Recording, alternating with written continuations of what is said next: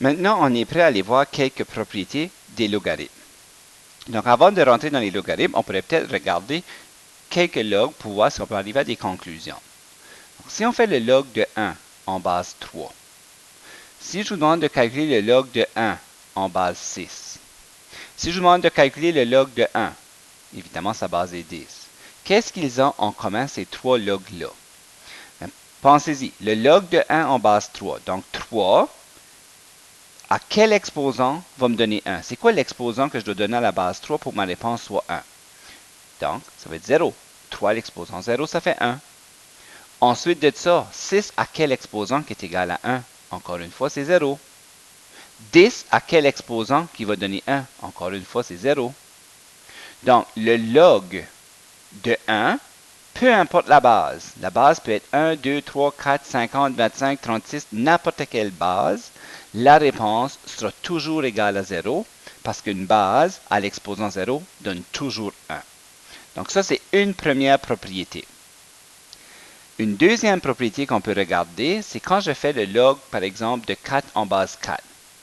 Si je fais le log de 10 en base 10, si je fais le log de 25 en base 25, qu'est-ce que tous ces logarithmes ont en commun? 4 exposant quoi qui fait 4? Donc, ça va être 1. Le log de 10 en base 10, c'est quoi l'exposant que je donne à 10 pour recevoir 10? C'est 1. C'est quoi l'exposant que je dois donner à 25 pour que ma réponse soit 25? Encore une fois, c'est 1. Donc, quand on fait le log d'une certaine quantité, et que cette quantité, c'est la même que la base du log, la réponse est obligatoirement 1. La troisième propriété que je vais vous parler aujourd'hui, c'est si quand je fais le log de 4 à l'exposant 5 en base 4, comme on a vu dans un exemple précédent, le log de 2 à l'exposant 3 en base 3, ou le log de 10 à l'exposant 4, qu'est-ce qu'ils ont tous en commun? Donc, ici, 4 à quel exposant va me donner 4 exposant 5? Ça va être 5. 4 exposant 5 est égal à 4 exposant 5. Ici, oh, excusez, la base, il faut qu'elle soit 2 ici. Excusez. Donc, si ma base est 2, 2 à l'exposant quoi qui va donner 2 exposant 3? Ben, ça n'a pas le choix d'être 3. 10 à quel exposant qui va me donner 10 exposant 4? Ben, ça va être 4.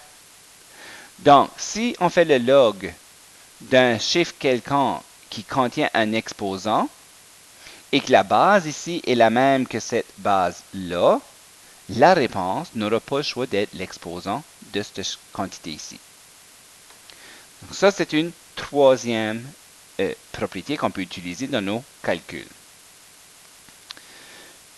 L'autre chose, la dernière, si je fais le log de 2 à l'exposant 3, si on calcule le log de 2 à l'exposant 3, c'est la même chose que le log de 8. Puis si je fais 3 fois le log de 2, donc si je calcule le log de 8, je vais arriver à un nombre ici. Puis si je fais 3 fois le log de 2, je vais arriver à la même quantité que j'ai trouvée ici. Vous pouvez l'essayer avec votre calculatrice si vous voulez, et vous allez voir que la quantité ici, c'est la même quantité qu'on est là.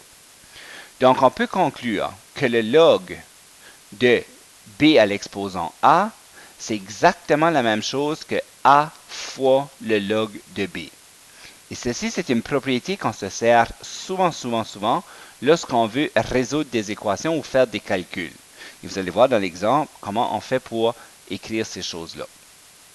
Donc, avec ceci, je peux retourner aux notes et je vous ai montré ces trois propriétés-là et je viens de parler de celle-ci également. Celle-ci, on en parlera lorsqu'on va arriver dans l'exemple. Donc, si on me demande d'écrire sous la forme de n fois le log de m, c'est-à-dire qu'on veut mettre un chiffre en avant, donc quelque chose fois le log de quelque chose, donc je regarde ici, puis moi je sais que la troisième racine, okay, si vous vous souvenez des exposants, ça va me donner 1 tiers. Donc moi j'ai x au carré à l'exposant 1 tiers, parce que la troisième racine, c'est 1 tiers. Puis là, le 2 avec le 1 tiers, ça fait le log de 2 tiers. Puis ça peut s'écrire comme 2 tiers fois le log, oh, excuse-moi, j'ai perdu mon x en quelque part ici, le log de x. OK, donc log de x au carré à la 1 tiers, ça fait log de x à la 2 tiers. Puis le 2 tiers, je peux l'apporter en avant de mon log, donc 2 tiers fois le log de x.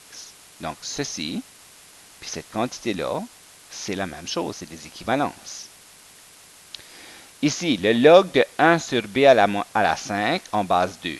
Ça peut s'écrire comme le log de b à l'exposant moins 5 en base 2. Donc, si j'ai 1 sur b à la plus 5, ça va me donner b à la moins 5. Puis le moins 5, je peux l'apporter en avant.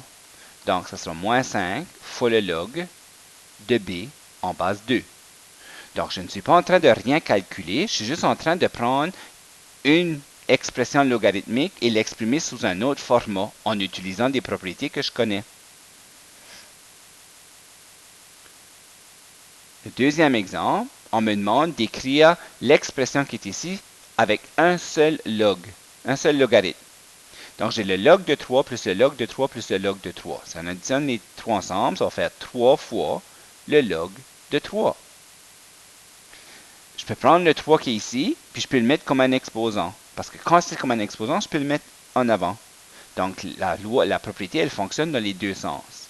Donc, 3 fois le log de 3, c'est exactement la même chose que 3, le log de 3 exposant 3, qui peut aussi s'écrire comme le log de 27, que je pourrais facilement calculer avec ma calculatrice. Donc, c'est appliquer la quatrième loi qu'on a vue d'un sens ou de l'autre. Ici, j'ai 3 fois le log de 16 moins le log de 4. Mais je ne peux pas les soustraire parce que ce n'est pas le même log. Donc, est-ce qu'il serait possible pour moi de prendre le log de 16 et de l'exprimer comme un log de 4? Mais nous autres, on sait que le 16, je peux écrire 16 ou je peux écrire 4 au carré. 4 au carré et 16, c'est la même quantité.